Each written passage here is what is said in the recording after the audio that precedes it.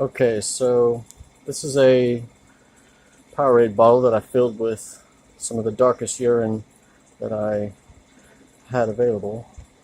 You want to let the urine sit away in a dark place, like inside a cabinet or a drawer.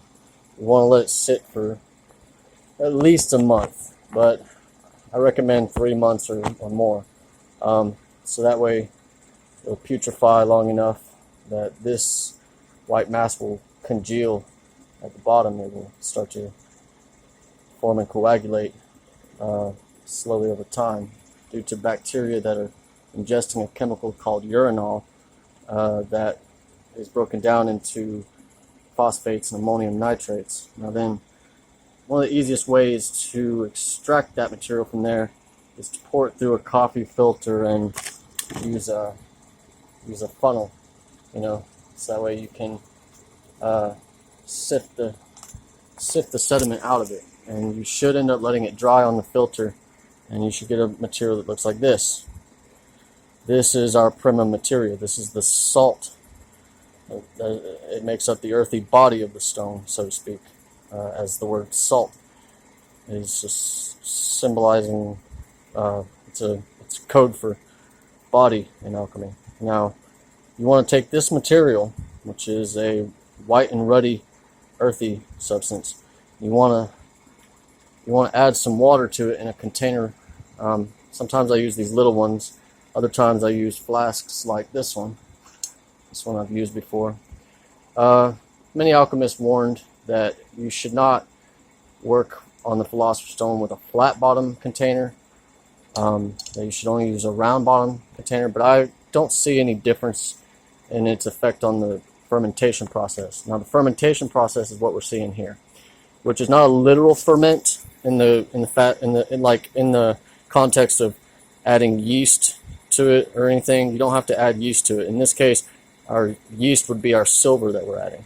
Now, this is slowly turning more gray, and over time, the silver will turn into colloidal silver as it oxidizes in the water. You gotta add just enough water that the earthy substance can drink it up without being too overflowing. Like, you want it to become a very moist or damp material, wet enough so that way the water will accelerate the oxidation of the silver, and that's what causes the blackening stage.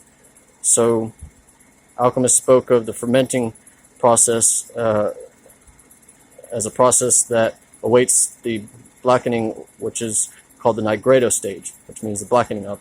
Now, once it goes from gray to almost completely black, the longer you wait and the blacker it gets, the better. But what you want to do after that is you're going to want to take your vessel and place it over a source of heat.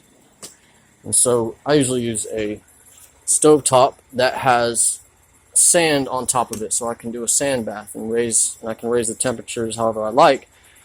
Now, I usually take a marble that fits right in the top of the dome. So, for instance, this marble, what it does is it sits on the top, and the gases can push it up ever slightly enough to let some of the vapor escape. So it will slowly but surely dry out the material. However, you want the vapors to recirculate up and down, up and down, up and down. Now, after it's blackened, you're going to start doing this process, but you have to gradually raise your heat. I mean gently. But when I say gently, every 30 minutes you want to raise it and lower it. Raise it a little higher, but lower it even more. And every time you want to work your way up until eventually you're gonna basically calcine the material. You're gonna turn it on high and calcine it, because you see what you'll observe is that it will slowly turn white again, and it should become whiter, almost like snow. But it'll get rid of that black color from the colloidal silver, most of it anyway. I mean, you may end up with a white stone that has a hint of gray, because that just means you've used just a little bit too much silver, but it won't really affect the composition of the stone too much, and it won't interfere with its ability to be used for transmutation of metals or for the use of making elixir potions or tinctures out of it.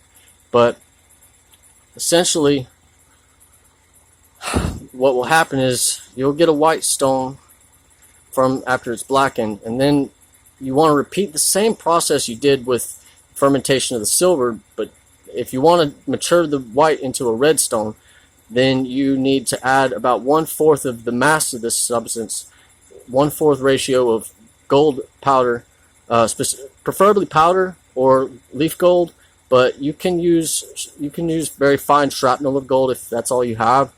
But it may take longer for the stone to ingest the entire mass of the gold. But once it will eventually dissolve and break the gold down, because it has the right kind of acidic properties, and the silver in it seems to draw the gold out, like, and break it down further. And now then you want to repeat the same process again like before. After it's fermented with gold, just as you did with silver, then you do the same phases as before. You raise and gently lower your temperatures, but you got to do this over the course of, it may take several weeks. You literally have to continue repeating this. You may need to do it daily until it gradually reddens, and it will eventually go from an amber hue, an amber color, to a closer to a rusty red, and eventually closer to like a bright scarlet and kind of violet hue eventually over time. And what's happening is that the phosphates in the mass are transitioning from a white phosphorus compound and converting that phosphorus into red phosphorus. And now every time that the vapors, see, there's an oil that's in the material. There's an oil that is in the urine that is trapped inside the body of it. And now that oil is our